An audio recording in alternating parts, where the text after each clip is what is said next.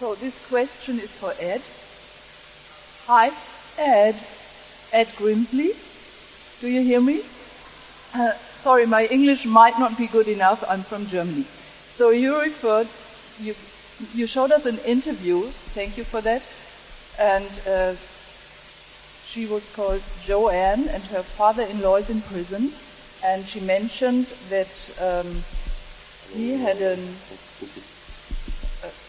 in 1976, he had a Nazi and reptilian fighting causing earthquakes. Yes, you remember this? And I wondered if this could refer to the problems Japanese has at the moment. Am I clear? Or got it. Basically, oh, sorry.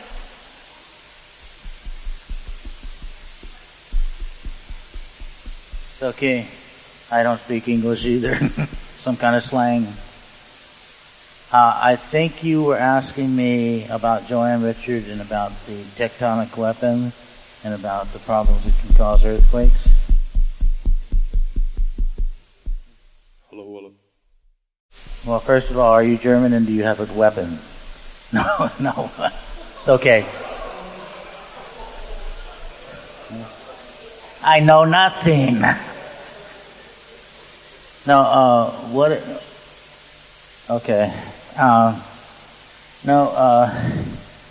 There is a lot of problems with things leading back to Nazis and New World Order and some pretty fantastic weapons and things that may end up being used against us or for us in some way. And Joanne does know about a lot of that weaponry, and I know a lot that I basically try not to get into it, but I have a lot of technology experience on things, and I have a lot of people that contact me because of the work I'm doing and have meetings with me because it's not safe to talk over the phone and discuss some things that's going on. And yes, Japan's earthquake, Chile, a lot of this going on could be the work of HARP, which could actually have relation to some of what has happened to the buildings and the towers and what Richard Hoagland is talking about. But I don't have an investigative team. I don't have the money to go out and get the proof, nor I have that many lives that I want to give them up because they'll be gone. So I'm going to tell you that what he says and what Richard Dolan says, I consume that is so true, and you can't go anywhere and pay for any better knowledge than you got from those two, because what they were talking about is right on.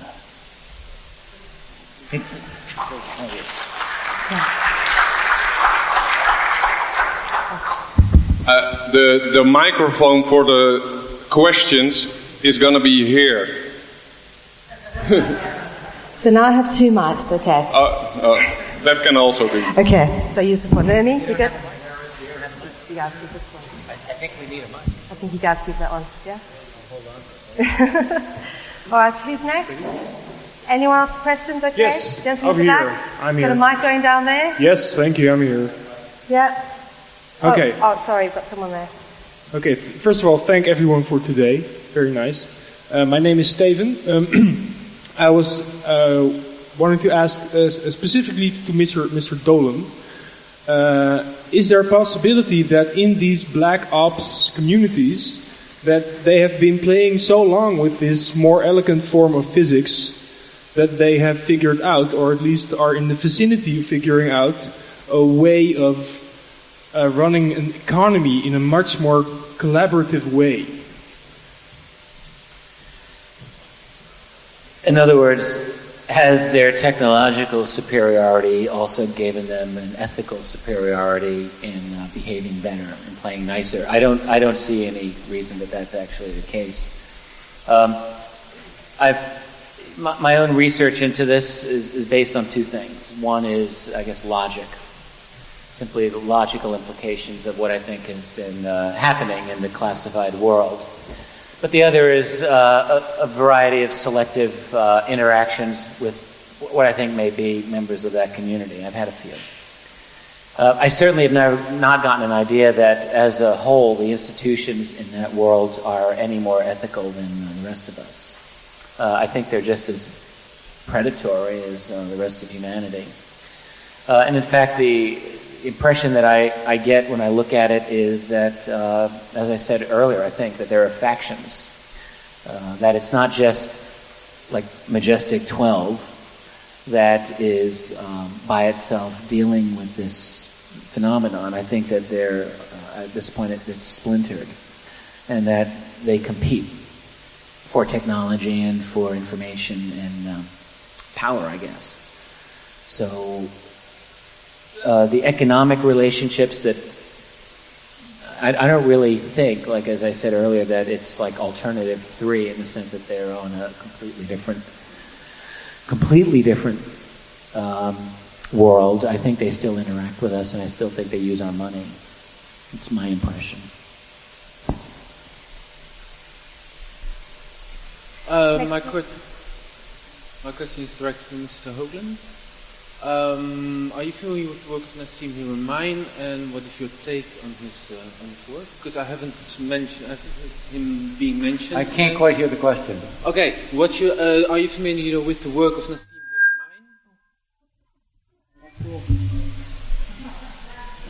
Hiramein? I'm still missing the question. Are you familiar with his work, and what is your With who? The work of Nassim Hiramein? Oh, of course, yes. Okay. The acoustics are good if you don't have a microphone. Okay, I'm sorry.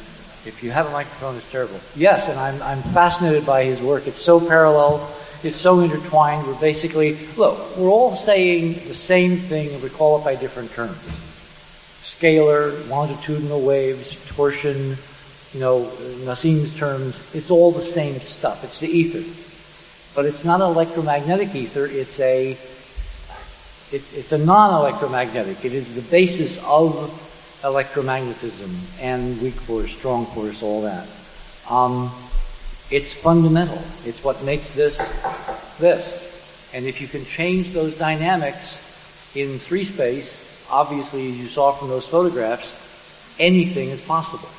Reality is bendable. It's moldable. And the really interesting part is it's amenable to consciousness. That's the real hope, I think, for the human species. We need to take control of our own destiny by what's up here, not by this stuff.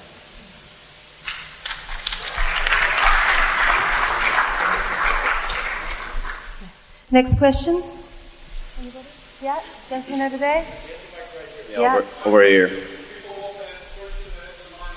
Okay. First of all, I want to thank the organizers and the speakers for this wonderful conference. It was amazing. Thank you.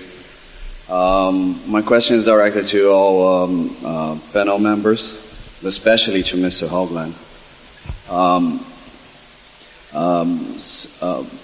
If we take into account the things that are happening at this point in time, going towards the year 2012.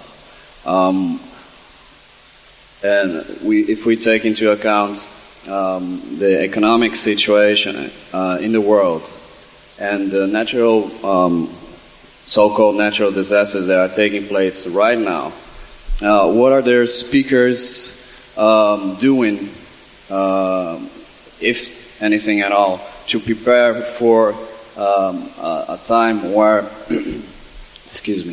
where we cannot depend any longer on the current way of living, on the current energy sources? Are the speakers doing anything in preparation for that?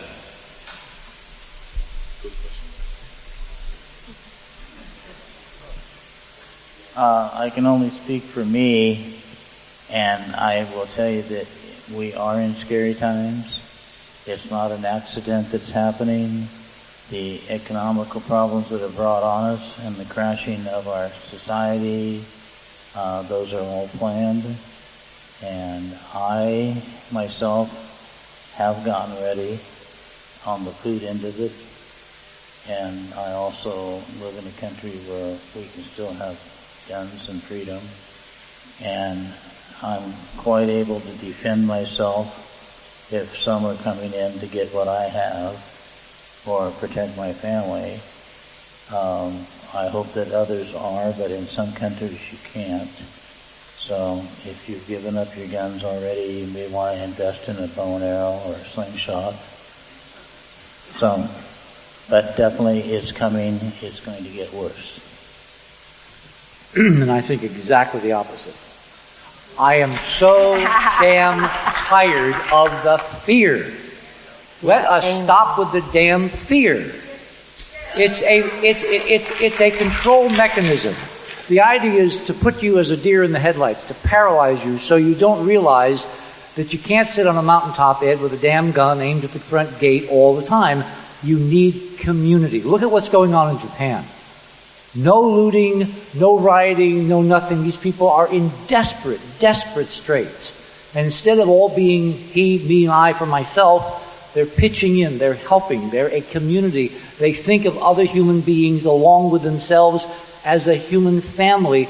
That, if we are facing problems, and yes, we are, that's what's going to get us through, not hiding behind a barricade with a .45 looking like Clint Eastwood. I appreciate what he says, and I honor his right to think it. But if he has somebody kicking in his door looking for his food, he might want to borrow one of my guns. I actually just want to agree with Richard on this, although I will admit that as a hedge against inflation, if you go to my house, you'll see a nice stockpile of canned foods and dried goods and things like that, and it's just my little quirk. But, you know, for the long term, if the stuff really starts to collapse, you know, you can have your .45, but how much good is that going to do against armed gangs anyway? Probably not much. So really our hope is in working together exactly that way. And I also feel just as strongly against the concept of fear. I ended AD after disclosure with one message, and it was the message of no fear. Fear is probably our worst enemy, and as I said earlier, I think our species has gone through some very, very difficult times, and we've gotten through it. That's just what life is. Life is tough, but I think that if we work together, cooperate, we can get through anything.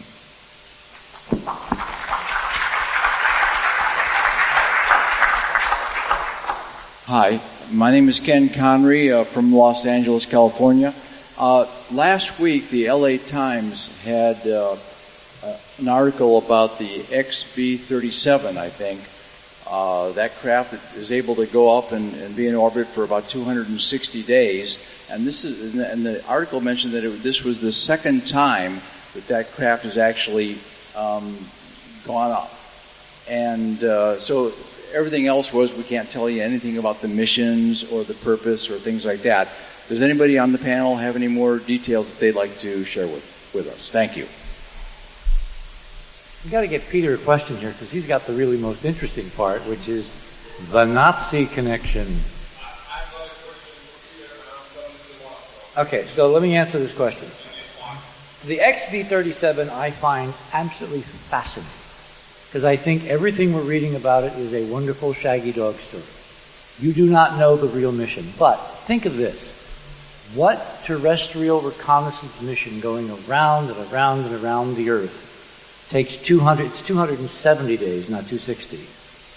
My personal suspicion is that this is our way of fighting back against them. And what they've done with this satellite, which can actually autonomously re-enter on its own randomly so they can't find it, I think it's doing reconnaissance on the folks that have staked out territory on the moon. Not the far side, not the near side, but near the poles. In the last 40 years, this is data I didn't get to present, the Indian government launched a couple of years ago the Chandrayaan spacecraft, the first unmanned Indian spacecraft to imitate the big guys, orbit the moon, even drop a little spacecraft down so it impacted the surface, making measurements all the way down. They discovered, to their shock, that the lunar atmosphere is 100 times thicker now than it was when it was measured by Apollo 40 years ago. And the composition is kind of intriguing. It's water, nitrogen, oxygen, carbon dioxide. Does this ring a bell with anybody? If you had a base on the moon, if you were, shall we say, a breakaway civilization that had a certain crimson emblem with big geometric symbols on it, and you wanted to observe what your chattels were doing so you could move in and take control, would not the moon make the perfect place? But you can't guard against one thing. Every time you take someone out in a spacesuit, or you open an airlock, a little bit of air goes poof into the vacuum. But because the moon is a very small gravity, the solar wind quickly blows it away. For there to be 100 times, 2 orders of magnitude more lunar atmosphere now of this composition than there was when we went there 40, 50 years ago and measured it in situ with Apollo, tells me there is a base on the moon. It's not our terrestrial group, it's this other group, the ones that want to keep us down on the farm. And I think the XB-37, like lacrosse, is designed to eavesdrop and look over what they're doing to prepare for the next stage of the war. Can I prove that? No, but the moon should not have 100 times the atmosphere now that it did only 40 years ago.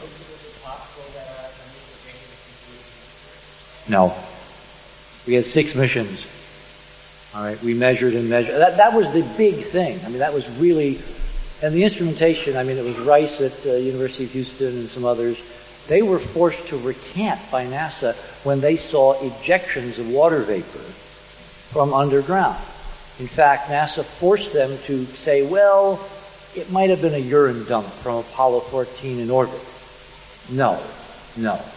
This is about cover-up of the reality that's out there, and I think the XB-37 is an exquisitely concealed project that's designed to help us escape from prison.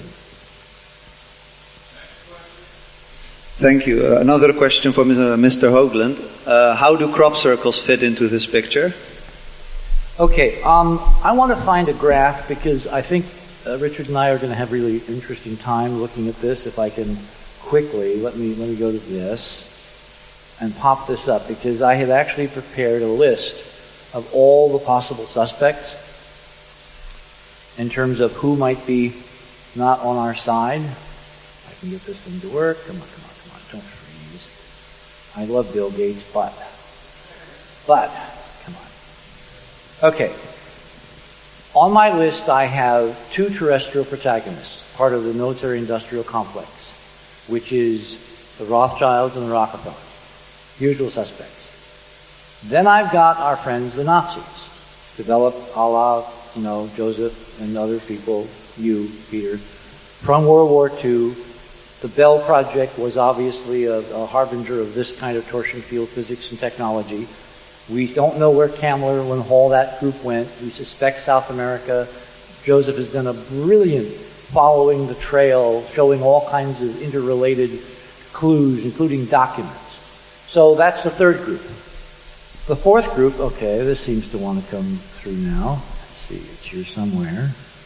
The fourth group would be, here we are, okay, would be, he said pregnantly,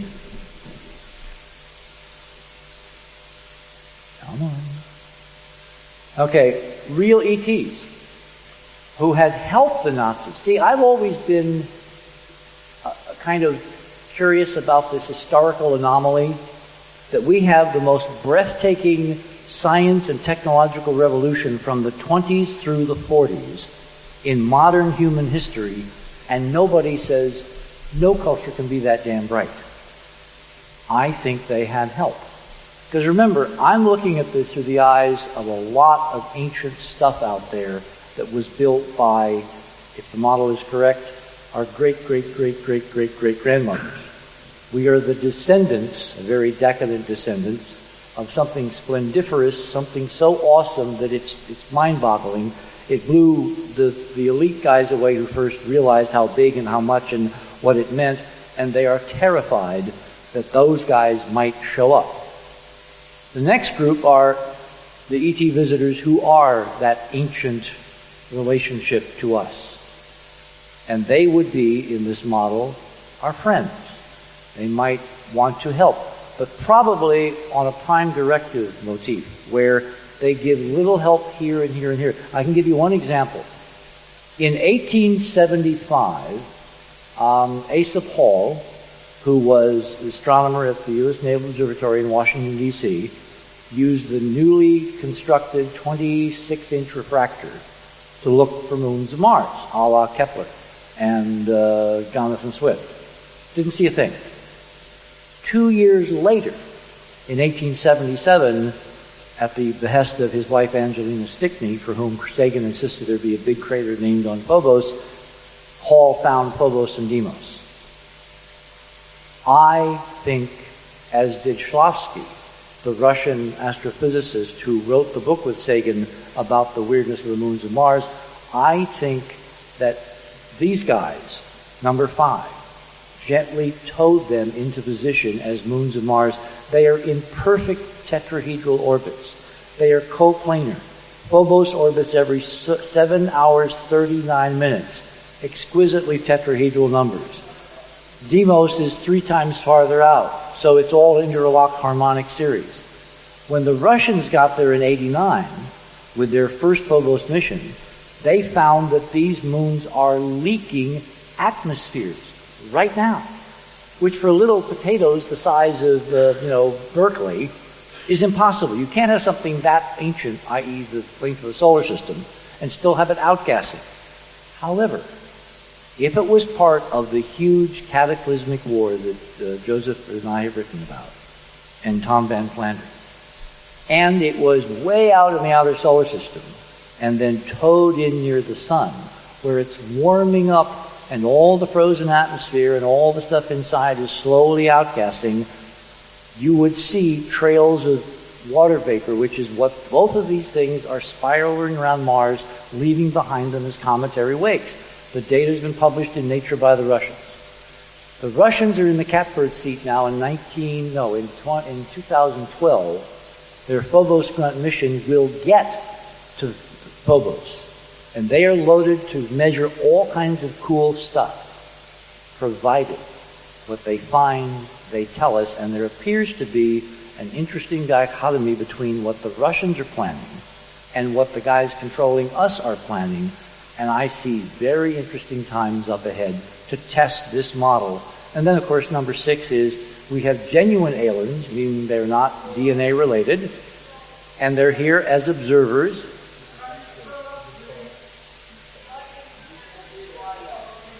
Well, that's the projector in the back. Yeah. Blame it.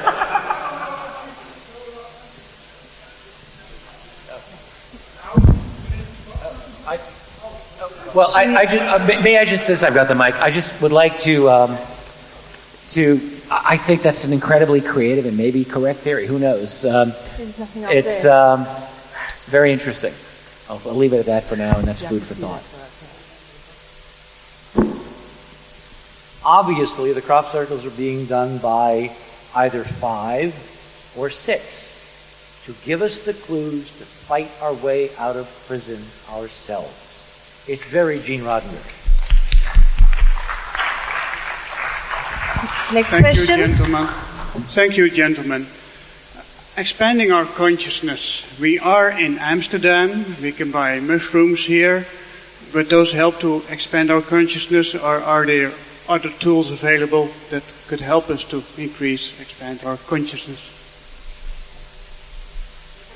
Sorry, could you repeat the question, please? Yeah, can you repeat that one? To expand our consciousness, We are in Amsterdam. We can buy mushrooms, hemp here. Could they help us to expand our consciousness, and can we use any other tools to help us expand and increase our mind or consciousness? Okay, who wants to take that one? I don't use any of the mushrooms. They're not necessary when you got the goggles.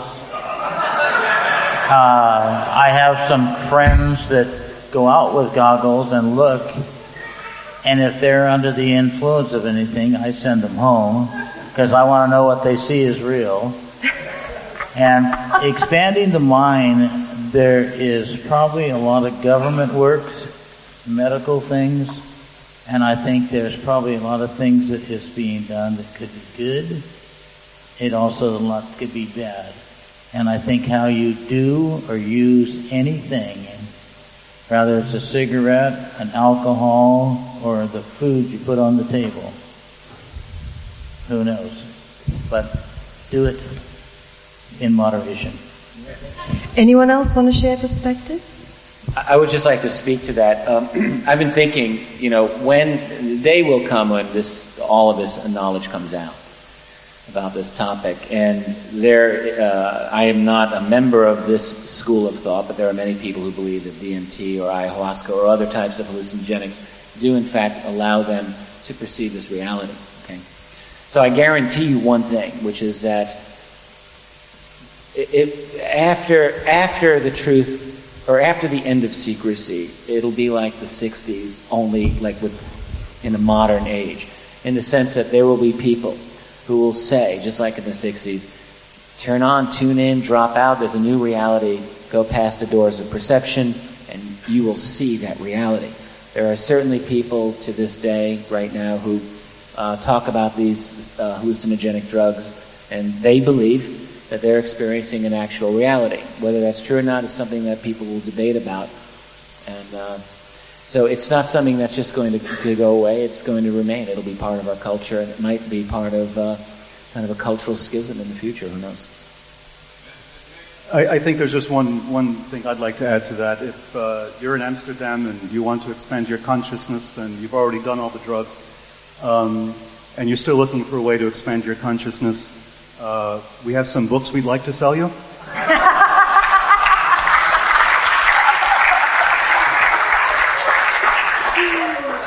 I can't not answer this one. Look, if the model is correct, consciousness is already changing. Remember, these drugs are technological tools to open the door to our normal state of existence if we're accurate. Look at the Vedas, look at the Yuga cycles. We're in the Kali Yuga, which is the dumbest, stupidest, most insensitive, where you requires like a crowbar and a tactical nuclear weapon to get people to think of other dimensions. If we're really multi-dimensional species, having a 3D experience, virtual reality-wise right now, as the physics continues to change, it will be easier and easier to trigger within you this expanded perception of reality and multi-dimensions and who you really are and how many past lives you had, etc., etc., etc. And this goes hand in hand with some other predictions. For instance, there's a lot of fear, and it's used as a tool. It's the best tool money can buy. Because if you paralyze your enemy with fear, you don't need to do anything else. They're frozen. They're Bambi in the headlines. Everybody's terrified about nuclear radiation now, obviously because of Japan. But think about this. The physics in its quintessence is a balance between entropy, which is disorganization, and non-entropy, neg-entropy, which is organization. Think of superconductivity. If I'm right and the physics is changing on our behalf, meaning that more organization is coming into our perception, at the biological level, it means that molecules and chemical reactions that we depend upon for life are more stable against entropic disruption, i.e. radiation, which means the doses that would have been deleterious to us in decades past actually might not affect us, if at all, now, because The physics is not constant, and that could be measured. Okay, next question, please. I'm Dr. Rauni Kilde from Finland, and I'd like to ask any of you, what are the planets that we're flying to today? I know we go to Moon, to Mars, and according to Mark Richards, also to Saturn, and he was stating that he was driving an alien craft which had consciousness. Well, we human beings, using only 10% of brain capacity, cannot understand that. Of course not. Do you remember a story by Anne McCaffrey, no. Science fiction from the 40s or 50s called The Ship Who Sang? No, I haven't. Well, it's exactly what you're talking about. A conscious symbiosis between a human pilot and a conscious ship. And then there's been a couple of TV shows, one from Canada. What was the name of it? No, this was before. It had some very strange characters. Very unusual characters, done in Canada maybe, or New Zealand or someplace. But it was the idea that ships are not made of metal. These are conscious beings that just happen to want to be spaceships because they have freedom and unlimited vistas and new experiences. In other words, we need to get out of the fear mode and think of the potentials if Richard's universe comes true. What are we going to do if we suddenly inherit everything? I want to add, I was in Moscow at a UFO conference. It's 1991, opened by cosmonaut General Popovich. 400 people, open to everybody, and the leader of the conference was Dr. Ashasa, who was the leader, or actually the intelligence chief of Soviet Navy at that time. They had top scientists from Soviet Academy of Sciences lecturing. One was Chernov, assistant professor of physics, who told me that he is attending NASA's meetings in the United States. And he had done research on what happens to people who have had UFO encounters and came to the same conclusions that I have also had previously, that people who have UFO encounters have the same change psychologically that people who have near-death experiences. And the most important aspect of that conference, to me at least, was that after the conference I was invited to the cellar of Skaliev-Skalkov Institute, into a cellar which was bigger than this hall, and it was full of UFO pictures, and they had thick walls, like we go to the banks, steel doors to go in. And there was a story of Anatoly Malchev, and I suppose that's why I was allowed to go there, and not the 3 Americans who were there, including General Stubbletine, who was at that time U.S. Army's chief of the intelligence. And the story of Anatoly Malchev was he was a woodworker, and all of a sudden a real UFO landed, and humanoids came out and asked him to come to a ride. This happened in 1975. And he was courageous, and he went with them. So they went around the other side of the moon, and he saw lights there. And he said, "What are these?" So the ETs said, "We have bases there." Then they continued the flight, and they went to another planet. And that's why I asked, where do we fly? Because he flew to another planet with them, and when they opened the door, he got the shock of his life, which I think is very, very important for all of us here on planet Earth to know. All his dead relatives and friends were there meeting him. So we are in a way one. Humanoid ETs, our dead consciousness is never dead, but we and humans. So in a way, we're all one, and I think we should know that. Yeah.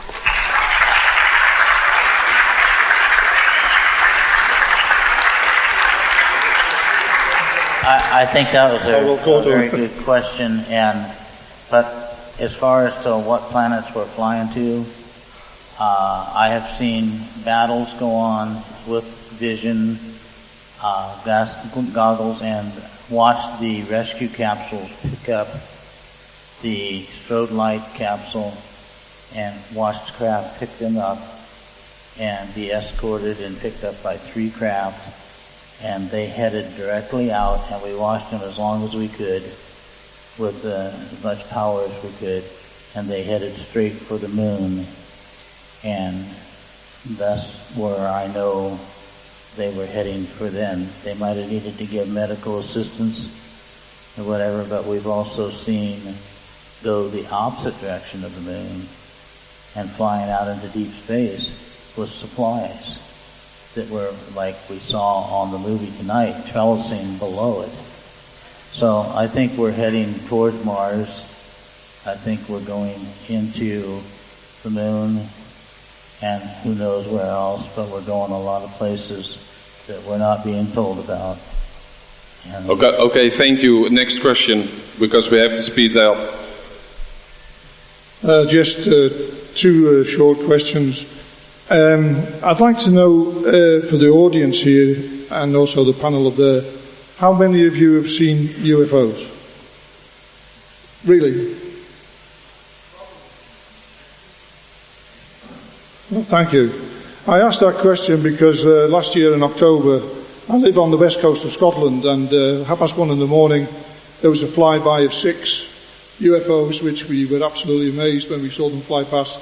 We saw them come from the west, going to the east, and they were quite high up, and the speed must have been phenomenal. They crossed the distance with, I would imagine, Mach 12, something like that. And I was enjoying the presentation of the last speaker when he was talking about 6, so that we saw the 6 flying. I've actually seen that myself, which is very encouraging. But I would also like to say that the panel, I've got to know you through another source, and that's Bill Ryan and Cara Cassidy from Project Camelot. Those people were really the people who inspired me to, concentrate and take particular interest in these subjects. And I think it's a shame they're not here tonight. I'd love to have met them.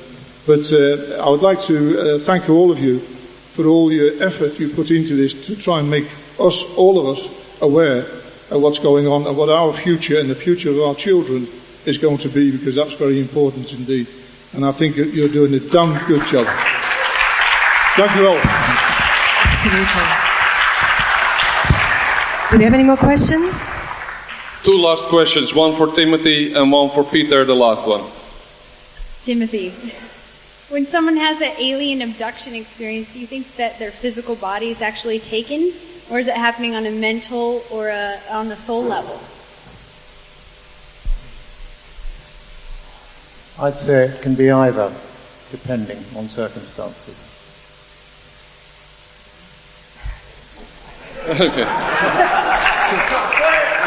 Okay, last question.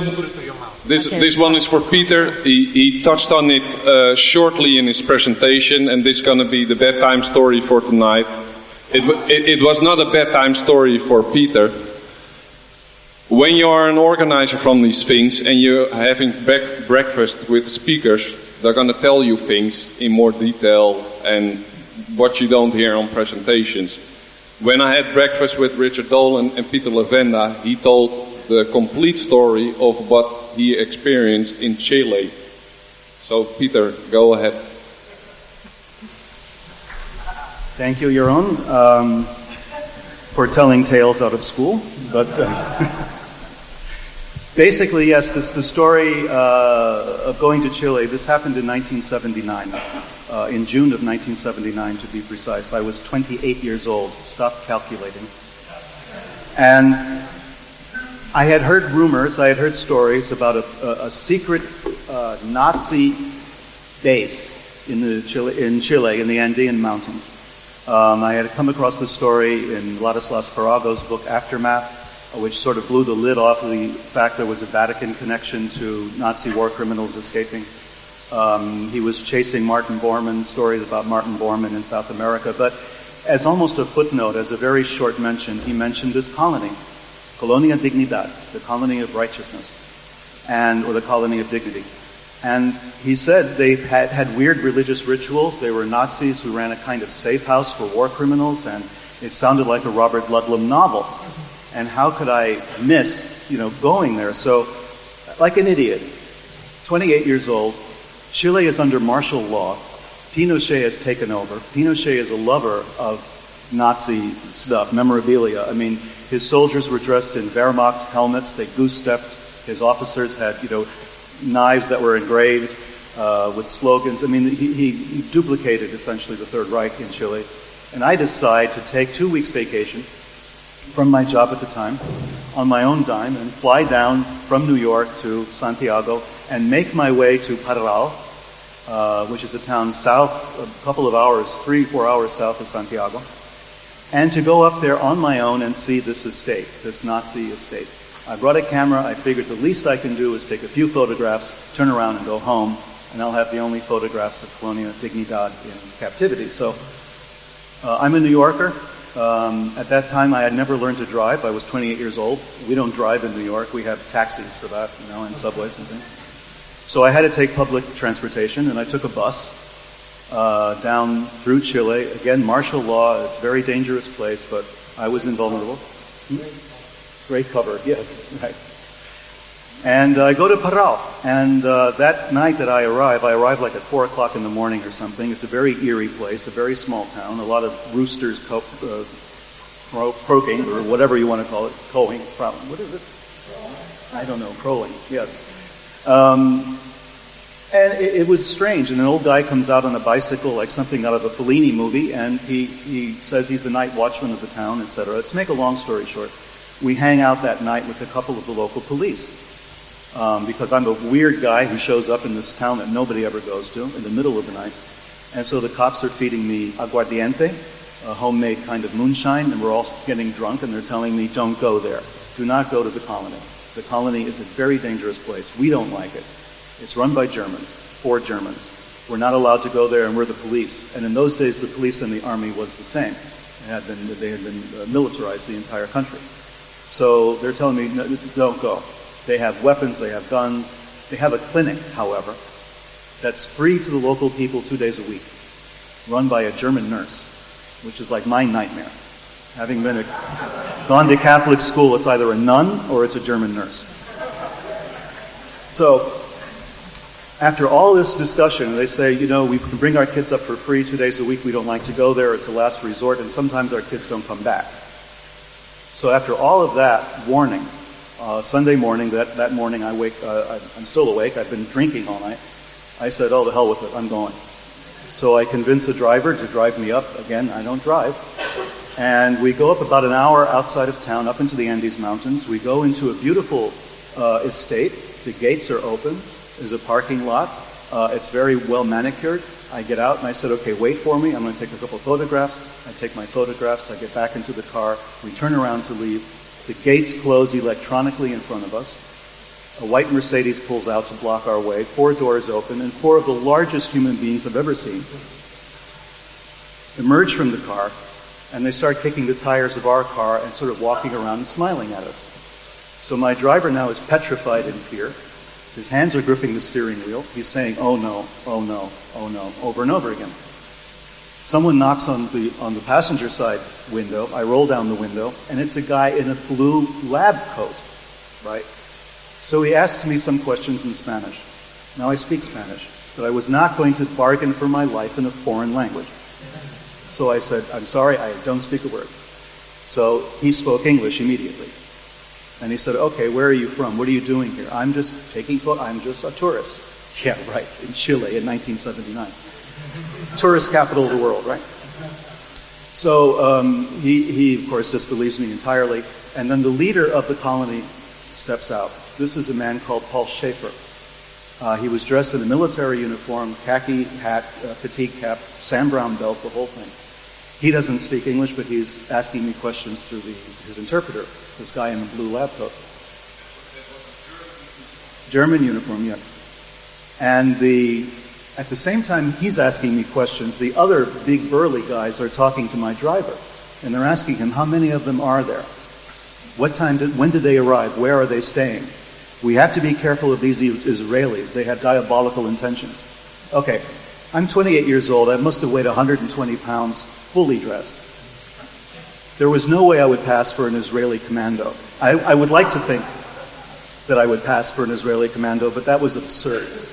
So he's not answering. My driver is just petrified. He thinks he's not getting out of there alive. As it turned out later, he had good reason to believe that. So I'm sitting in the passenger seat, and I'm answering questions, and they say, okay. They give me the phrase I've waited all my life to hear at that time. In a German accent, they ask me, your papers, please. It was remarkable. I would have enjoyed it had I not had, people with guns standing around me. So I passed over the passport. They took it, and they kept it for 20 minutes, 30 minutes. I never saw it until later. They took the film out of my camera. They asked me what I was doing there. I said, I'm there studying European immigration. That got a big laugh. Rightfully so, but that's all I could think of at the moment. And eventually they gave me back my passport, and this was the worst part. They said, okay, you will leave. You will leave this country. You're no longer welcome in this country. This is a small Nazi, or not that small as it turned out, but a Nazi establishment up in the middle of the mountains, far from Santiago, and they tell me you're not welcome. So I get back in the car, the gates open, my driver is hysterical with relief.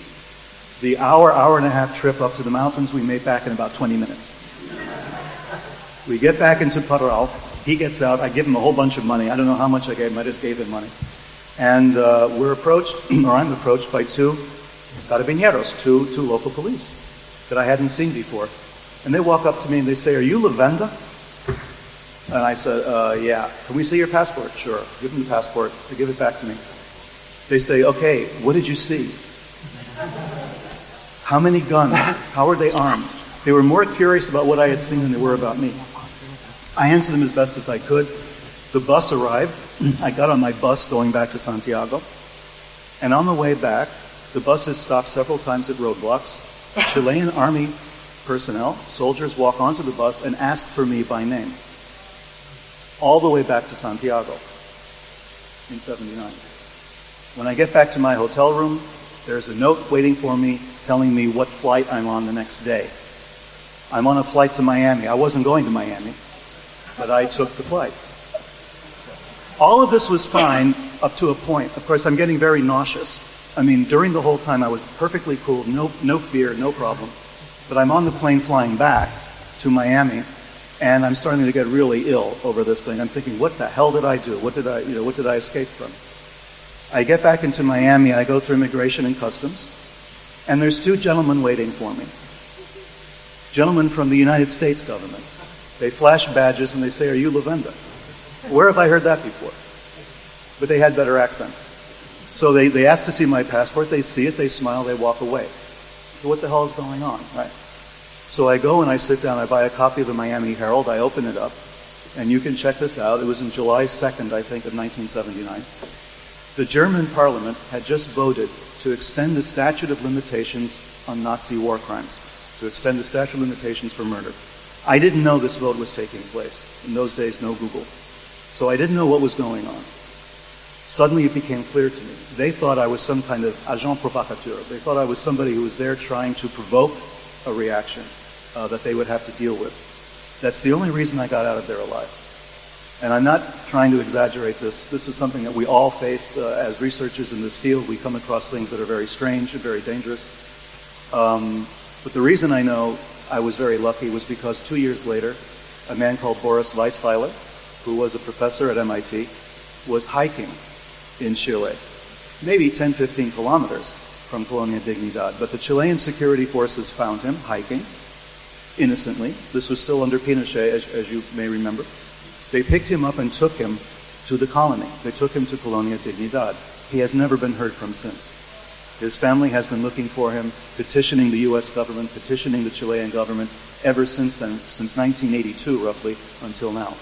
They don't know what happened to him. Photographs of Boris Weisweiler that I found look kind of like me. We're both Eastern European background. We both had beards and glasses. It's possible they mistook him for me. And then when they realized their mistake, they couldn't let him go. Because after I came back from the States, there were news reports about the colony in Jack Anderson's column and places like that. They may have assumed that I had blurted something out. Believe me, I was trying desperately to tell this story, but nobody wanted to hear it at the time. So, yes, it was a dangerous place. It was finally raided once Pinochet left power. And when I say raided, I don't mean a couple of cops and a subpoena. They came in with the National Guard, with the military, with helicopters, half-tracks, tanks, because it was a formidable place to try to enter surreptitiously, as I found out. And they found out that the leader had disappeared. They began to look around and they found underground torture chambers that they had used to torture political prisoners during the Pinochet regime. They did it by remote control. This was a weird thing, sort of out of a science fiction novel. They had people strapped to iron beds, and the iron beds... I got the signal. So the iron beds were connected to electrical systems, and the remote control guy would sit there in his booth, and he would turn on the juice and interrogate people through loudspeakers. They never saw who was talking to them. They never saw their interrogators. They just had to answer the questions and be tortured. So all of this has come out. Much more has been discovered, and the Chilean government is refusing to release the information. So, yeah, okay. I want to add a postscript. If you've been watching the pattern of earthquakes, shallow earthquakes going on around the planet right now, I think that's part of the war. And one smashed that compound a few months ago, decimated it. And I was informed, I hate sources, but this source corroborated our own calculations. Somebody got even. And that's why I think one of these guys, one of these groups, is in fact our unfriend, the Nazis.